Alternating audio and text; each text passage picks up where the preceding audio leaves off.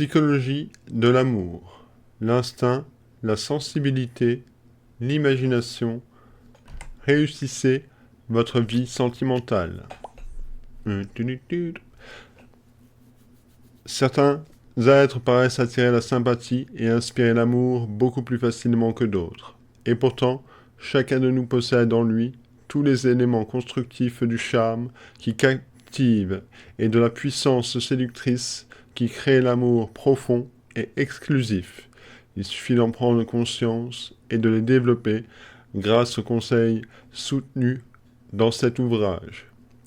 Vous y trouverez notamment une lucide analyse des conditions dans lesquelles l'amour naît, évolue et s'éteint, un exposé sur l'origine des inclinaisons et des incompatibilités, une étude sur le rôle de l'impondérable dont il faut tenir compte, la technique du traitement de crise aiguë et des états psychonerveux consécutifs aux déceptions amoureuses, une méthode scientifique pour la maîtrise de l'instinct sexuel et des données nouvelles sur les possibilités de communication télépsychique en état affectif, des états affectifs. Enfin, tous les éléments vous permettant de réussir au mieux votre vie sentimentale.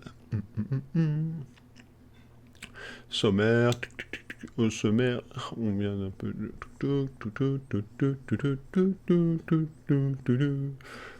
la psychologie. Alors, c'est un livre de Paul Clément Jacquot en 1889 et 1962. Issu d'une famille très modeste, né chétif, Paul C. Jagot eut une enfance difficile. Toute sa vie s'est écoulée à Paris, la ville qu'il aimait énormément. À l'âge de 18 ans, il découvrit l'hypnotisme au contact de l'expérimentateur à l'apôtre et aussi près de Hector d'Urville, dont il fut l'élève dès 1907 pour devenir ensuite son collaborateur. Avec l'hypnotisme, il eut le goût des sciences occultes et de la psychologie appliquée. Il étudia en profondeur le magnétisme d'abord, puis toutes les sciences d'observation, astrologie, chirologie, physiognomie et sur le fond de la graphologie dans lequel il excella. Ses profondes connaissances de la psychologie individuelle ont donné naissance à une œuvre littéraire importante qui rayonne dans le monde entier. De toutes parts, ses lecteurs lui rendent témoignage, ses livres lui ont apporté le réconfort dans l'épreuve, le courage et l'audace d'entreprendre, et beaucoup qui attribuent leur réussite dans la vie. Lui attribue. Paul C. Jagot. C'est le triomphe de l'autodidacte. Sans diplôme, il s'est cultivé lui-même toute sa vie. Doué d'une mémoire étonnante, il était un véritable érudit. Son influence fut grande sur de nombreux lecteurs, mais sa notoriété n'eut aucune prise sur sa simplicité naturelle. Nul écrivain ne fut à ce point dépourvu de toute vanité littéraire. Il ouvrait toujours les yeux étonnés et sceptiques quand on lui parlait du bien que ses livres répandaient.